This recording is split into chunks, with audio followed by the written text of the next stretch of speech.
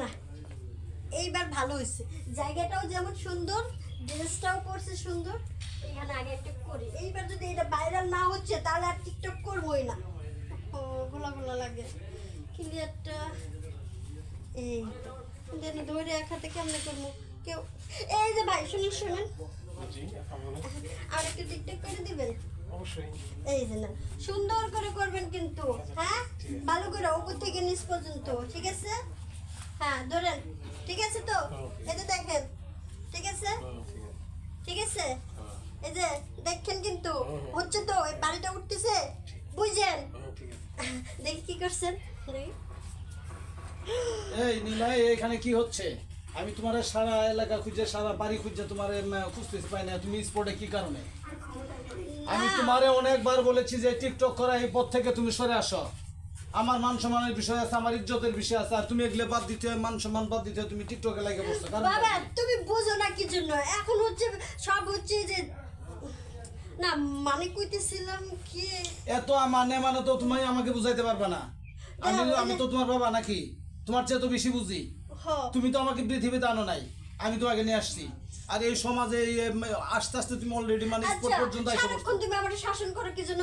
ওই যে পাশের বাড়ির আঙ্কেল দেখছো, তার মাইয়া কি সুন্দর টিকটক করে, টিভিতে দেখায়, তার বাবা তো এরকম করে না। তুমি খালি আমারে পাশের বাড়ির মায়ের সাথে এগুলো হাতের 5 আঙ্গুল যেমন সমান না, সবাই মানুষ সমান না। ওদের মান সম্মানটা কি আর আমার মান সম্মানটা কি? আমার একটা ইজ্জত আছে, এলাকায় সম্মান আছে, মানে পুরো এলাকায় আমার স্ট্যাটাস আছে। তুমি এসব বাদ দিয়ে তুমি এগুলা করো, মানুষ আমার কি বলবে বলো? না আসলে ঠিক আছে, কিন্তু আমার তো টিকটক করতে ভালো লাগে না। তোমার ভালো লাগলে তবে না, আমি মনে করি তোমার এই ড্রেস চলবে না, টিকটক বন্ধ করবে না। আমি কিন্তু তোমার মোবাইলটা কোন দিন একবারে ভেঙে ফেলবো, আমি বলে দিলাম। এই টিকটক আমি বরদাস্ত করবো না, আমি তোমার বাবা এটা বরদাস্ত করবো না। ভালো ড্রেস আপ করবা, শাড়ি পরবা, ওড়না পরবা, ভালোভাবে ভদ্রভাবে চলবা। ভদ্র ছেলে দেখে আমি তোমার বিয়ে দেবো, শিক্ষিত ছেলে দেখে বিয়ে দিব। আর তুমি যদি এগুলো করো, নাচ গান করো, মানুষের দেখলে বলবো যে এটা একটা নত্রকি, তখন আমার মান সম্মানটা কোথায় থাকবে? একবার ভাবছো তুমি? তুমি খালি তোমার মান সম্মানের চিন্তা করতেছো, আমার চিন্তা একবারও করতেছো না। আমি টিকটক না করলে যে ভালো থাকবো না? আসলে আরো বেশি ভালো থাকবা, টিকটক না করলে আরো ভদ্র থাকবা, ভালো থাকবা, ভালো ফ্যামিলিতে বিয়ে হবো।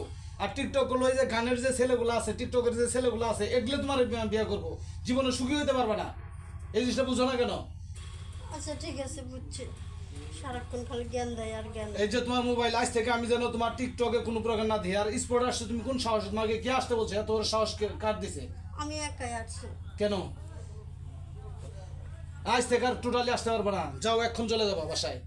যাও, তোমার এগুলো নাও, এগুলো নোংরা ভাবে চলাফেরা বন্ধ করো একবারে।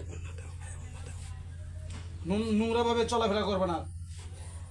এই যে এসে এগুলো সাইডে মাইরে দিয়ে সব কিছু দিয়ে মানে করতেছো। ঠিক আজ থেকে আমি নিজে হাতে ঠিক করে দিছি, নিজে হাতে পড়াই দিছি। পড়ার যদি আমি কোনো দিন দেখি যেটা খুলে ফেলছো, তোমার অস্তিত্ব থাকবো না সেদিন, আমি বলে দিলাম।